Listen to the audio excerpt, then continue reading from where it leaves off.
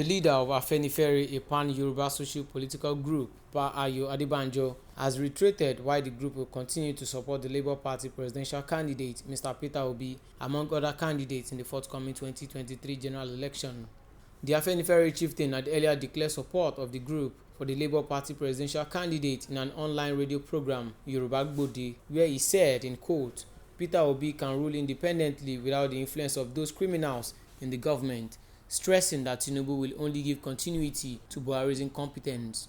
In a statement made available to newsmen on Monday, September 26, 2022, titled Why Afenifere Supports Southeast Presidential Candidate for 2023 Presidency, in response to the spokesperson of the All Progressives Congress Presidential Campaign Council, Mr. Bayo Ononuga's Facebook post accusing Adebanjo of speaking for himself and not the group.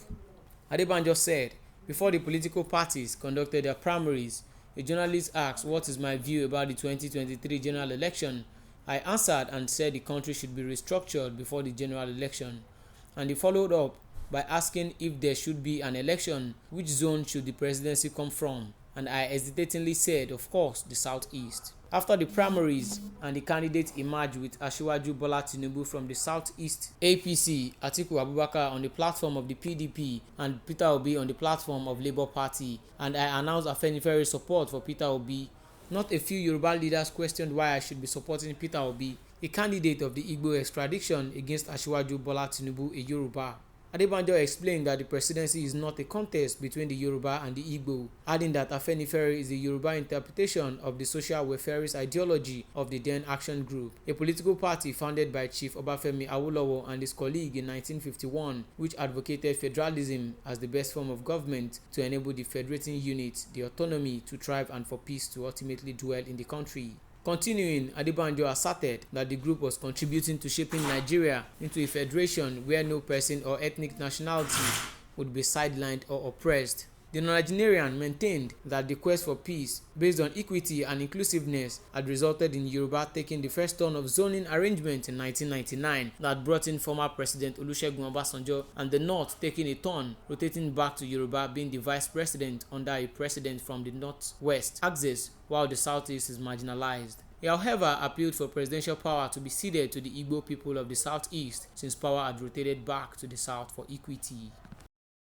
The federal government has directed vice-chancellors to reopen universities and commence academic activities immediately.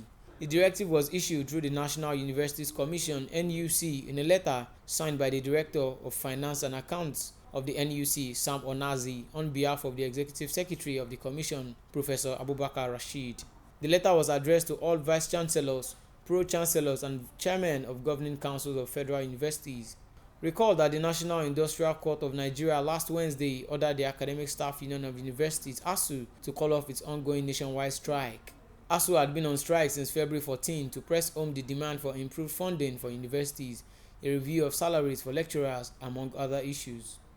Several meetings and deliberations between ASU and the federal government have not yielded any positive result. Consequently, the federal government went to court to challenge the strike. The government, through its counsel, James Igwe, prayed the court for an interlocutory injunction restraining ASU from taking further steps as regards the strike, pending the determination of the substantive suit.